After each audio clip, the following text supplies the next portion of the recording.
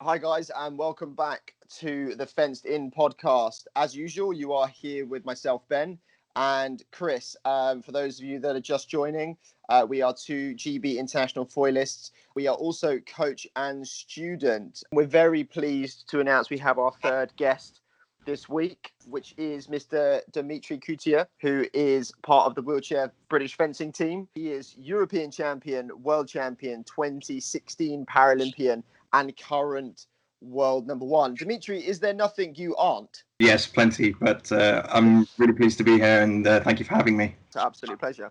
And also, I just want to jump in and say, you two are also coach and student, right? Because Ben, you are one of the coaches to the wheelchair squad, and Dimitri, you're coached by Ben, and you have been for quite a while now. Yeah, I think we started working together end of 2015, so just before the Rio year, and we've been doing quite a lot of regular work since then. Yeah, it's been a while, and it's going very well. And Dimitri is always a pleasure to coach. Such a hard worker, and at the moment in time, it feels a bit strange because I'm so used to seeing Dimitri and yourself, Chris, actually, and all of my students and everybody that I train with as well on such a regular basis. So to kind of be in this situation where I'm not seeing everybody as regularly as possible, it feels very strange. And actually, we've had a few catch-ups and a few chats on House Party. I'm sure everyone's using that app just to kind of check in and stuff. But it's also been kind of nice to forget fencing and be able to just chat and catch up, just be ourselves outside of fencing as well. Also, Dimitri, you're world number one in 2 weapons, is that right? Currently, yes, for foil and epee. That's amazing. Is anyone else able to do that?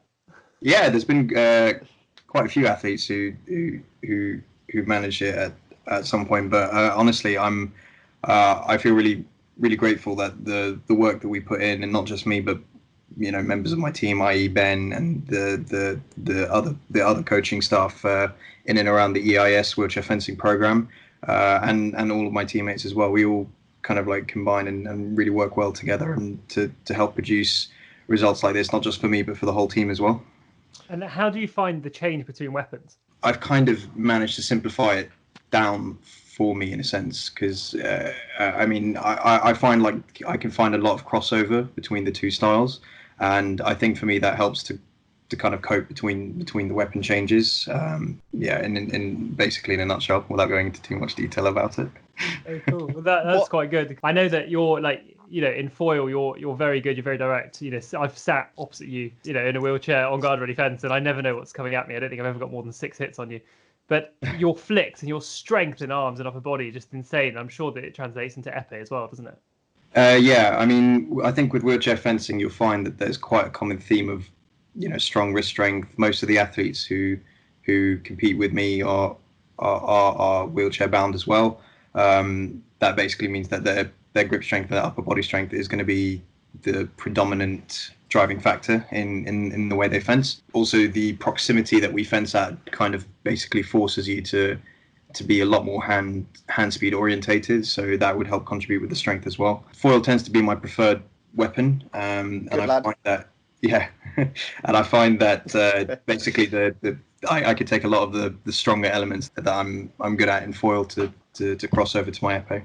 And actually, for those that don't know a lot about wheelchair fencing, Dimitri, give us kind of some understanding about what wheelchair looks like, how it works, what the difference and what the similarities are between wheelchair fencing and able-bodied fencing, because to the kind of the uninitiated, it can be quite a scary world, especially when you're down the club and you're kind of ready to go and you say to someone, "Oh, come and fence me," and actually they almost look at the setup like, where do I start? What do I do? How does this work? So for the listeners, give us in a nutshell kind of what the similarities, what the differences between wheelchair and able-bodied. Okay, so in a sense, wheelchair fencing is basically the same sport as able-bodied fencing. It's the same rules with foil and saber and epee. Foil and saber, you have the same kind of priority system where the person who is initiating an attack will have the right of way to hit, and the rules of taking away priority are basically similar. The difference is that obviously in the name, fencers have to sit down in a wheelchair to do it. The wheelchairs are clamped into a frame that is at a fixed distance that is measured before the fight based on the user's arm length and on what the weapon they are doing. So epee is done at a slightly further distance than foil and saber. The frames are bolted down into that frame so that they don't move around too much when the fencers lunge and retreat on them. There's no kind of up and down movement on a piece that would be typical of able-bodied fencing. The change in distance control in wheelchair fencing comes from ability to lean forwards for an attack and backwards out away from the chair to give themselves more time for a parry. I think the only other difference really is that the legs are not target in epee. We wear kind of a conductive skirt, which is the same, or apron, which is the same material as a foil lame, and this basically negates any hits that come from below the waist. So the chair and the legs are blocked. Otherwise, everything else is pretty much the same. You know, I know you say that foil, epee, and sabre are obviously the same weapon, obviously just in the chair. Do you find, because often you spend a lot of time at the Leon Paul Centre around able-bodied fencers, and we spend a lot of time around you, and I know that I do some work with you and also fence you on a regular basis, and you know, you've also done some refereeing and you've watched able-bodied fencing a whole lot. In terms of foil and sabre, the priority weapons, do you find that there is a small difference between the kind of the way referees look at some of the actions in comparison to each other? I think more and more now that the way of viewing the actions are quite similar. By refereeing, obviously there are going to be some things that just won't be as prevalent in wheelchair fencing, i.e. establishing a line. The rules on it, for me at least, are still a little bit hazy, and we don't work on it as much. You said you've only seen it once, right? In all of. Well, I've seen it a couple of times. Whether or not the hit was given the right way is another matter, because I'm not actually 100% clear on the rules of it. Because we don't really work with it that much because of how short the distance is. Sure. But otherwise, yeah, I think I'd say the refereeing styles would be broadly similar as far as the fencing styles would go, because wheelchair fencing, you get much less of or a much shorter attack than you might see on the piece, because obviously you've got 14 meters to, if you needed to slowly kind of like trot down the piece in a Garozzo style fashion. We're able to do similar things, but obviously it just won't ever take that long in comparison. So it depends on the referee's views on timing and stuff. But broadly, yes, I'd say it's quite similar. And actually, there's for you again to kind of give the viewers a bit more of an understanding. In wheelchair, you have 3 categories, don't you, based on one's physical ability? Yes. So category A fencers would be people with a lower limb disability. So you tend to find amputees, cerebral palsy. I mean, there could be a whole range of conditions, but I think those would be a couple of the main ones. Some spinal bifida as well. In essence, basically, it's whether or not you've got full trunk control. Mm-hmm. So that core would give a huge advantage in the way you're able to move and change direction as well. And the range of movement that you can move at and the speed would play a big part into that. Category B, which is my category, is people with trunk impairment. So most common disability is spinal cord injury, and there's a few others. But in essence, we all have an impairment in our core control, so either little or no core control, and most of the movement is generated basically from our upper body and our arms. These two would never compete with each other in an individual competition, so it's basically like a completely separate event. The only time you get a crossover between category A and category B is in the team event, where you have to have a minimum of 1 B on your team. And then the B would fence the A's, just like everyone would fence everyone in an. So it becomes quite tactical then, almost, because you've got, like an A category fencer versus a B category fencer. There's very different abilities there. It's a very different kind of style of playing, because category A's are very based on movement and distance, whereas category B's would have to focus more on blade work, but also always keep that element of distance control in, because it's key for fencing. But it is interesting to get, when you do see quite a good A against quite a good B, it's fun to see kind of how the B tries and levels the playing field a bit, and how the A uses their strengths to their advantage against the Bs. Yeah, sure. And actually, it's important to note that category C is not part of the Paralympics, is it? Yeah, so category C is the third category. At the moment, it's not a Paralympic event, but category C basically, if I'm not 100% sure on the actual definition of it, but I know that it involves having a grip impairment, so the players are able to have the grip of the weapon taped to their hands, in essence. So actually, with somebody that you know very well, who I've only had the pleasure to meet a few times, is Bebe Vio, who's probably one of the most successful wheelchair fencers, and she's actually a category C fencer, isn't she? But she fences in B category. Is that right? Yeah, you're able to fence up a category if you wish. So if I wanted to commit suicide, I could go and fence the category A competition, basically.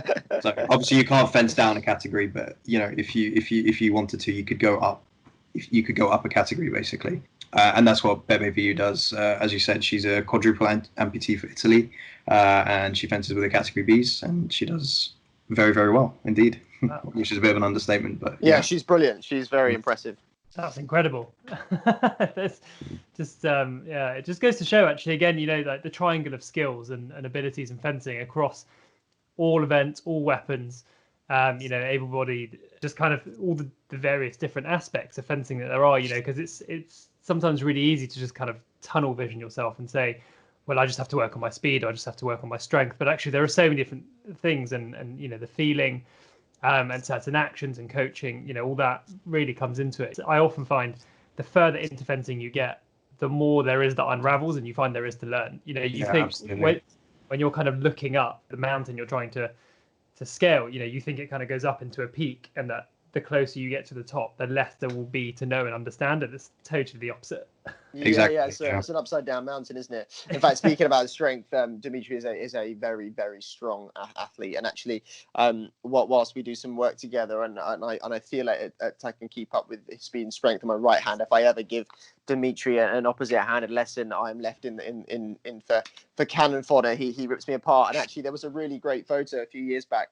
I think we were down in Bath, and that you were doing some rowing action, and I think there was both me and one of your other coaches or former coaches, Boldip, kind of hunkered down behind this bench, pulling you back with all of our strength, trying to hold you in position whilst you were lifting this mammoth weight. So he's a scary man to be around. He's a big teddy bear, actually, but he's a very strong teddy bear.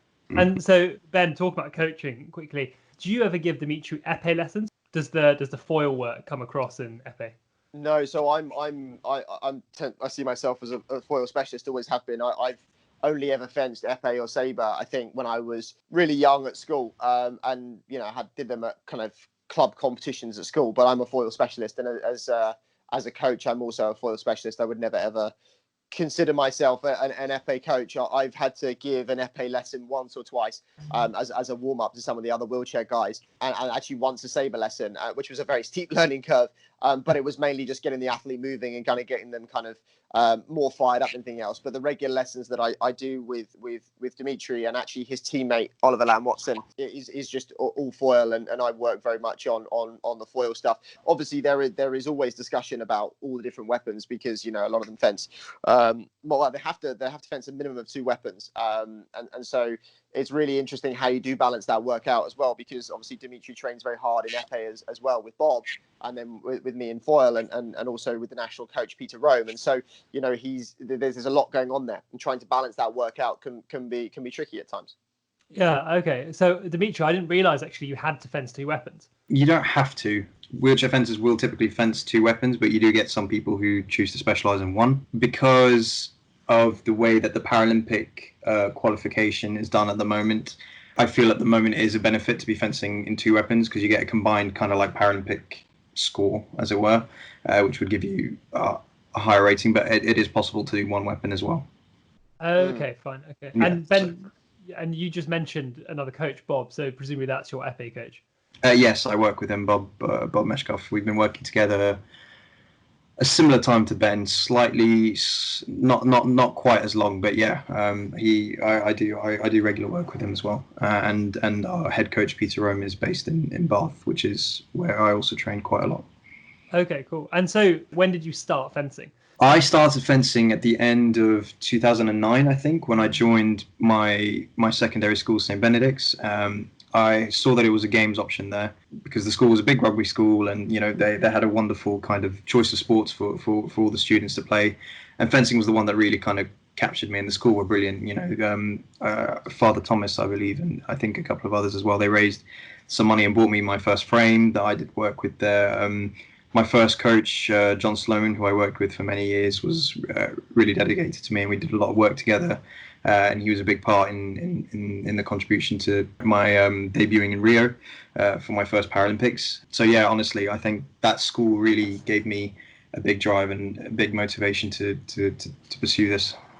And that was the first time I think I met Dimitri. Was down at St Benedict School, wasn't it? I kind of rocked in and he plonked me down and we had a go at each other. I think that was, I can't remember how many years ago that was.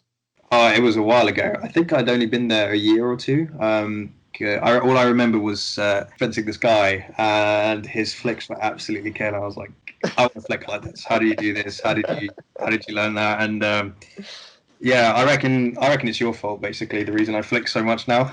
That's true. Actually, trying to get Dimitri in foil to hit with a point is the interesting part. Usually, if you ever get in a chair with him and the pleasure to fence him, it's trying to defend the target you can't see is the problem. But yeah, no, it was a lot of fun. I think I can't remember the reason as to why we came down, but we had a great time. We got chatting. You'd injured your ankle, so you were injured my ankle. Yeah, you injury, so you were sat down quite a lot because you weren't doing you weren't doing as much footwork. Someone recommended you try wheelchair fencing. And actually, I think that there was the 1 year there was a crossover between both the national championships were held at Sheffield, and that's, I think, probably the second time that we met, and you were obviously having a fantastic day and winning lots of medals, and we got chatting some more and stuff like that. And actually, I think it really is nice to see when both the sports come together. And I know I think it was 2010 Paris World Championships. I went along to go and watch. I believe it was 2010. I could be completely wrong, but it was around that year. And again, they had the World Championships with both wheelchair and able-body fencing coming together. And I think that it was an amazing thing, and it's something that I think that we should all kind of work towards on a bigger scale, because it's just great to see the crossover, the differences, the tactical differences, but also the similarities and a lot there. And yeah, it's great visually to kind of watch. If you can kind of have a think about all the things you've experienced in fencing, what would you say is kind of like the greatest moment, the greatest achievement for you? I think probably my best, one of the best highlights that I can remember of my career would be, I think, my third World Championships in 2017. I was very fortunate to win the double title for my category in individual foil and epee. That was quite special because that was my first kind of victory at a major championships, i.e. so either World, Europeans or Paralympics. Those were my first titles that I won, and I remember that foil was the first day, and it ran relatively smoothly for up until the semi-final. Semi-final was a really, really tough match. I was up against a number of skilled opponents that day, and I think I edged the win 15-13 after he'd kind of caught up on a lead, but I managed to keep it together and pull it through. And then the final, basically just managed to persevere through and win. And it didn't register for me at first that I had won, because I was just so in the zone that I was trying to focus on each hit, and then hit the last hit, saw the green light reflecting off my opponent's jacket, actually registered. I was like, hang on, that was my right of way. Looked at the referee, and the referee had awarded the point, and then it kind of sunk in. And actually, Peter did the same thing almost, from what I can remember from the footage. He did a kind of like double take as well, and then you were both like, there was a split second when you both like, surely it's got to be. I mean, it has to be. Yeah, exactly. So that was the first moment, and then it kind of sunk in that, oh my God, I'm world champion. And then the next day, kind of a similar kind of story ran relatively okay. Had a really, really cool, interesting semi-final match against a really respected opponent, Ali Amar from Iraq, who was a good friend of mine. And then in the final, actually, it was quite interesting. Up against an Italian, and was losing 14-12 actually in an epee match, which is a bit of a hair-raising thing. So obviously, because foil and the priority, it's almost easier to control the hits, if you know what I mean. Whereas epee, if you get a double, it's over if you're behind like that. But again, just managed to kind of edge it out, and became double world champion that weekend, and that was really, really special for me, because I think that had been a year after Rio, which was a big disappointment for me personally. So for me, that was kind of me officially trying to bounce back and really, really push harder for the next goal. And actually, conversely, what was kind of the low point in fencing, but also not just the low point itself, but what was the kind of learning? What was the takeaway from a low point in fencing? I definitely say Rio was quite a low point for me. I'd done so much work to get to that point, and it really made me reevaluate the way I train and the way I focus certain aspects of my training, because that's not at all what I sacrificed like 4 years of my life to do, basically, well, more than 4 years of my life to do.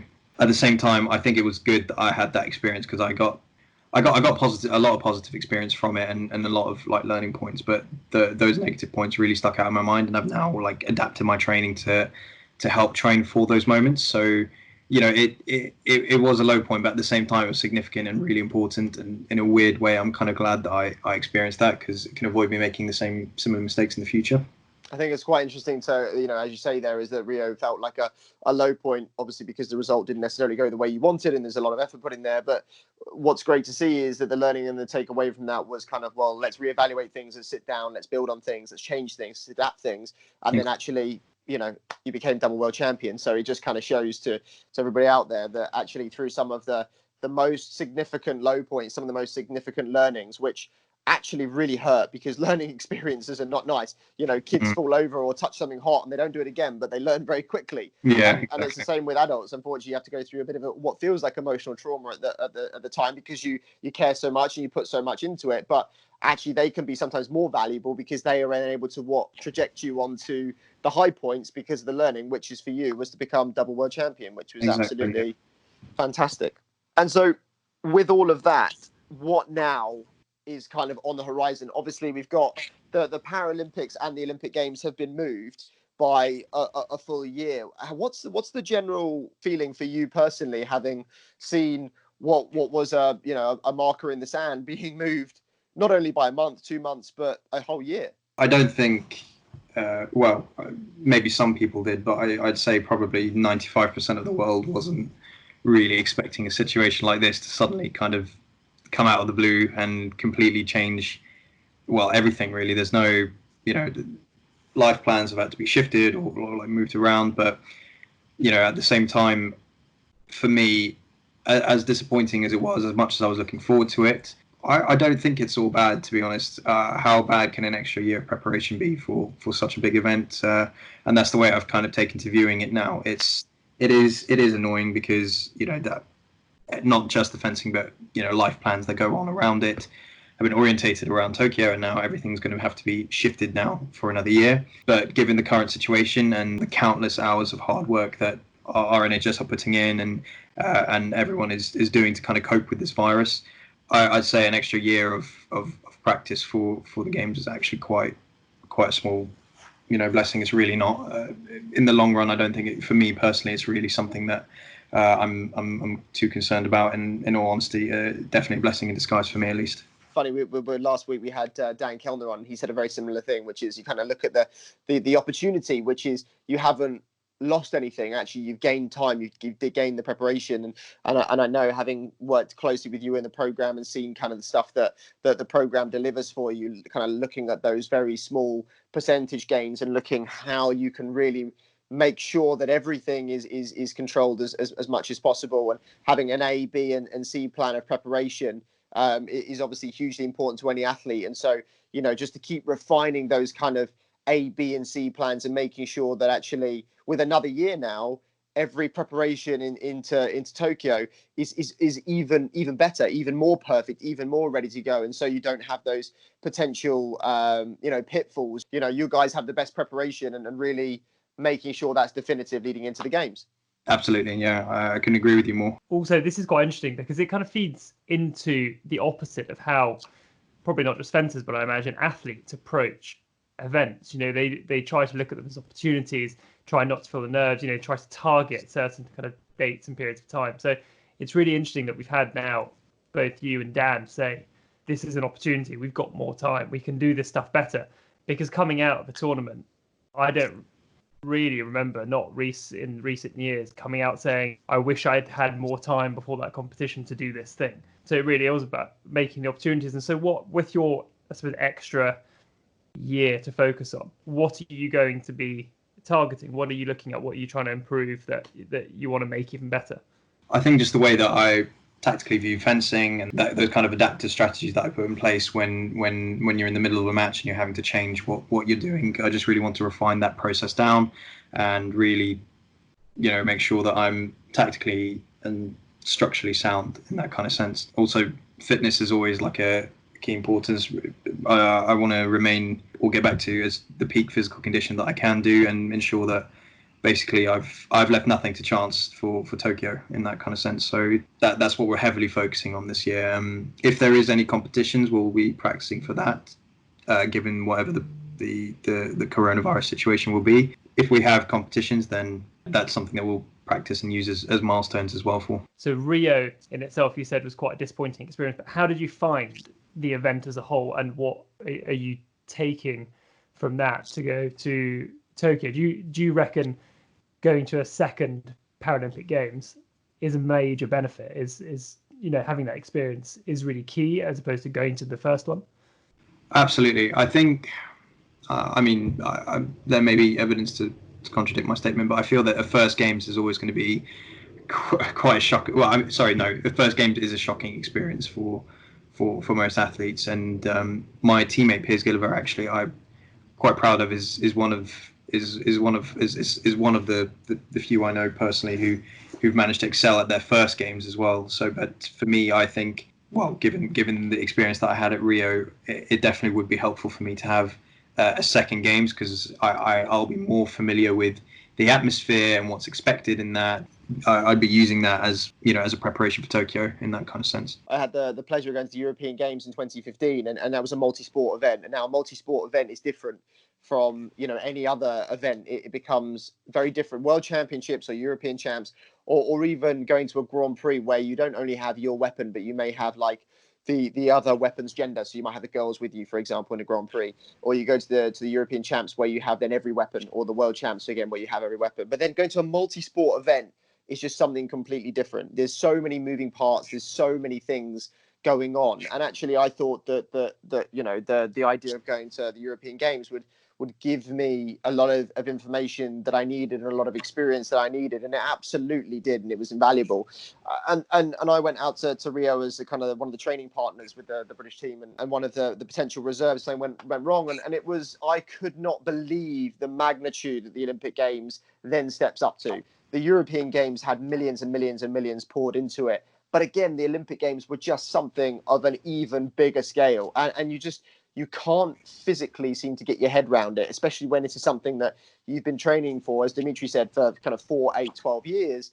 And it's just a huge scale. And so the idea of going along to something like this and actually performing at your first event seems almost impossible. There are many athletes that have done it, and there's many athletes that have thrived under that pressure.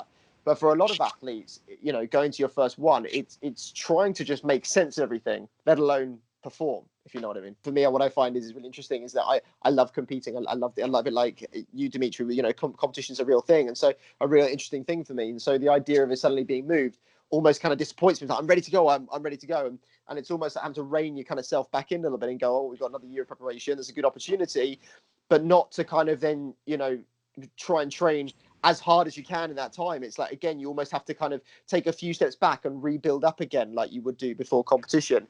But given that all that situation, what are you currently doing in lockdown? Yeah, for me, I might have taken like a different approach to some people, but in a sense, I'm still trying to ensure that I keep fit, but at the same time, I'm not putting too much pressure on myself. I'm making sure that I'm basically mentally well, and that when we do get back to some form of normalcy for training, that I'm mentally like fully committed to it and feel rested and recovered. And that's been my focus basically for the whole time, to keep kind of mentally sharp and just try and enjoy myself so that I can enjoy when I have to actually go back into fencing. We've never had a break like this, have we? Really, most top athletes, never get kind of 3 months of getting a time away from the sport. And actually, this is, as you say, a really good, almost like mental recovery time as well, because everything you've put in for the last few years obviously takes its toll on the mind and the body. And so, getting this kind of time to escape is hugely important for some athletes. Yes, completely, and that's kind of what I've been putting at the forefront of my mind this during this period. And actually, what is there anything that kind of like you've learned about yourself, or it's kind of lockdown has taught you? Have you kind of found anything about yourself, or things you've really enjoyed doing that you found in lockdown?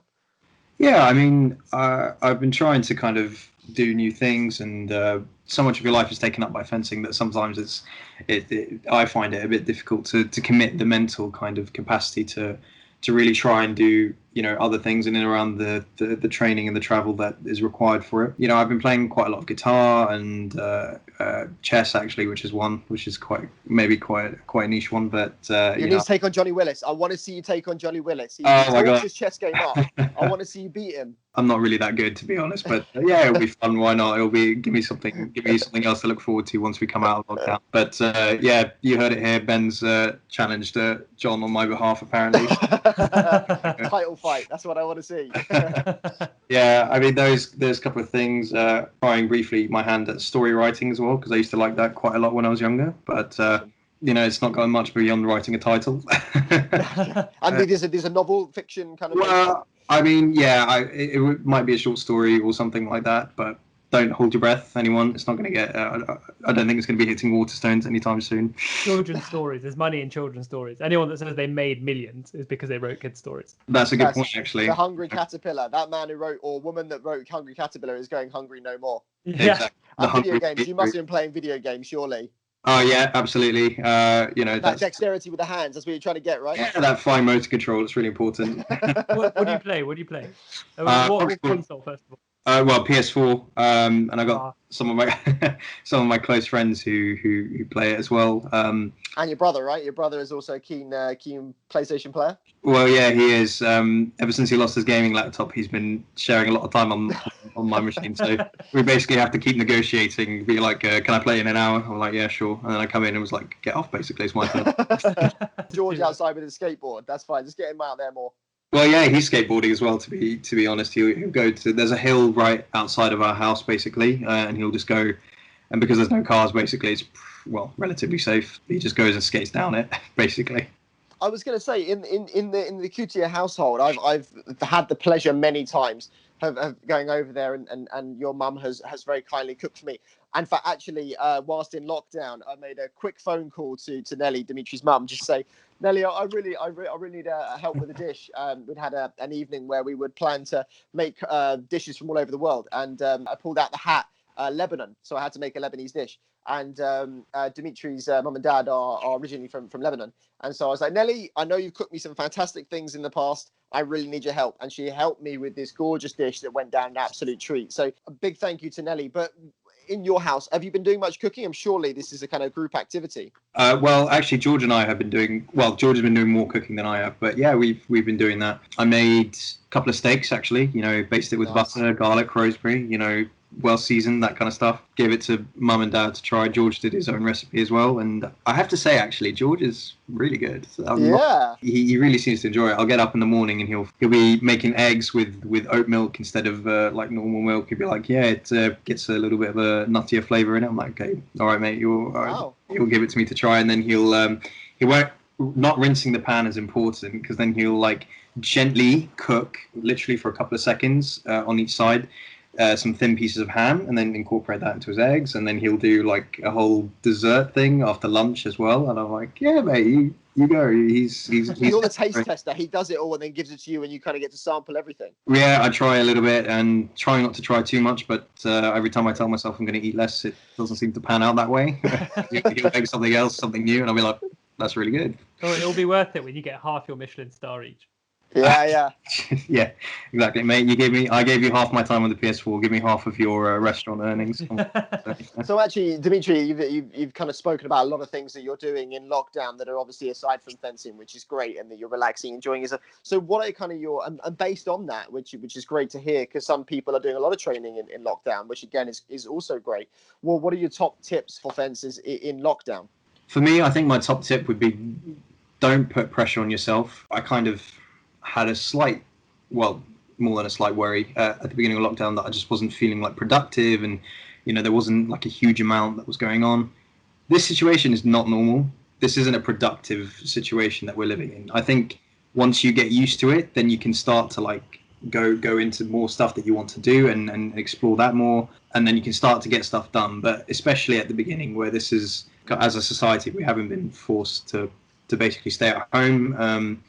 This is weird, this stuff. You think it's always been possible, but you never really think, okay, I'm going to be living through a pandemic that's going to force that you means it's not really safe to be out on the streets for too long, in that kind of sense. So yeah, I'd say just don't put pressure on yourself. There's nothing, no one's forcing you to do anything. You don't have to come out of lockdown a ripped monster or an expert in whatever it is you're doing. As long as you're making sure that you stay as healthy and safe mentally as possible, I think that's the best that anyone can ask for. So if you've done everything, great. I really respect that. But if you've done nothing, then that's really not a big deal, to be honest. You can't be expected to work well when you're not in a mentally free place, and this isn't free. Everyone's like, oh, staying at home, how bad can it be?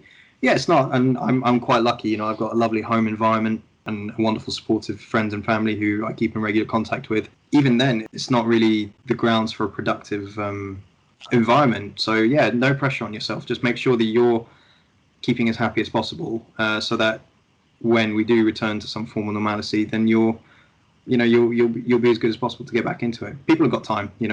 Nothing saying that you have to be an expert in what you're doing by tomorrow. You've got time to do it.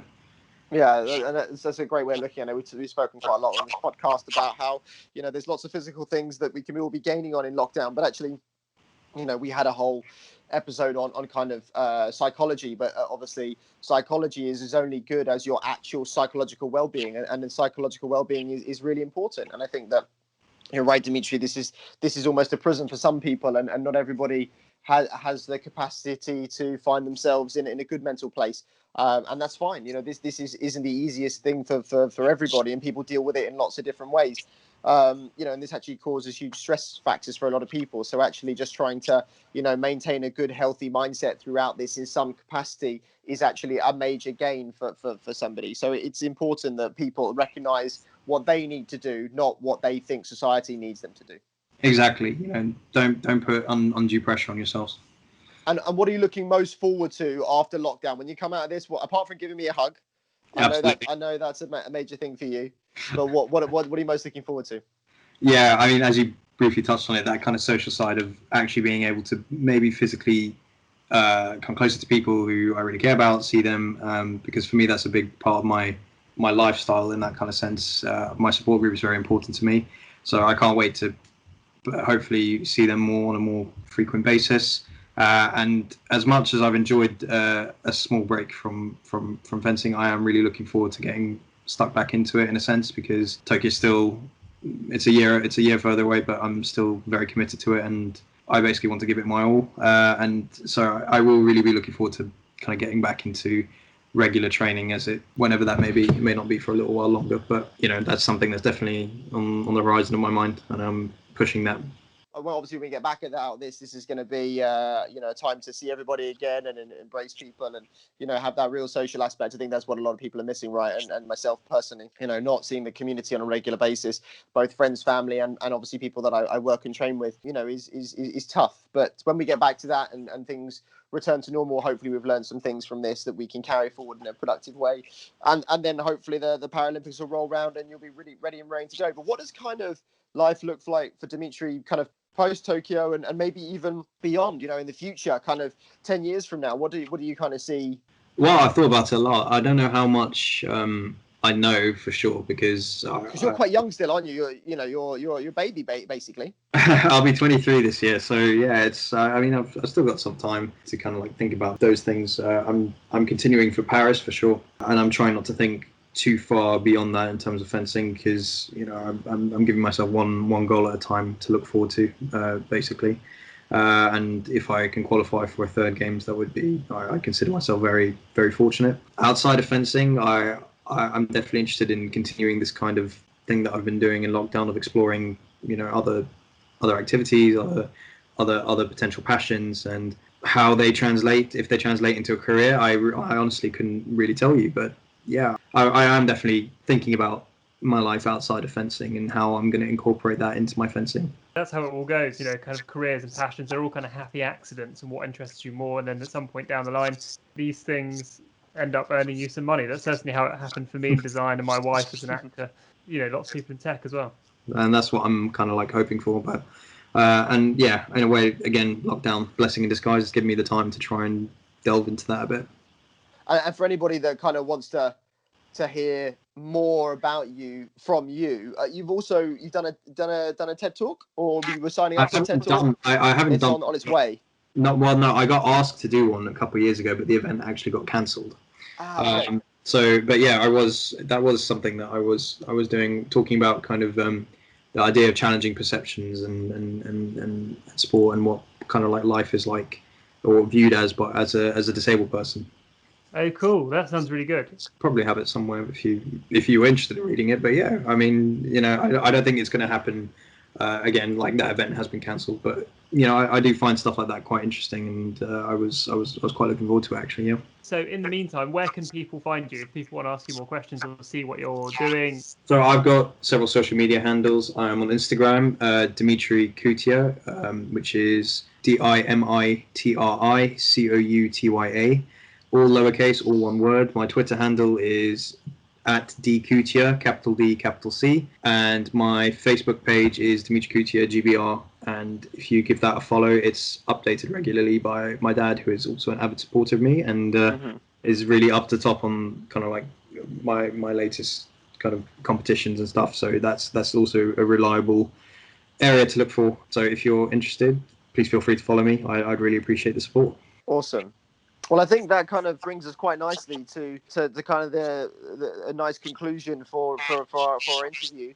Any last bits and bobs, Dimitri, at all before we sign off? No, I'd just like to say thank you so much for having me, and thank you all for listening, and it's been a real pleasure. Really enjoyed talking to you guys again after it seems like so long since we've been down at the club together again. Yeah, it won't be too much longer, mate. It won't be too much longer. And I'd just like to say, take this opportunity to say thank you to all my support staff and support network as well on top of that.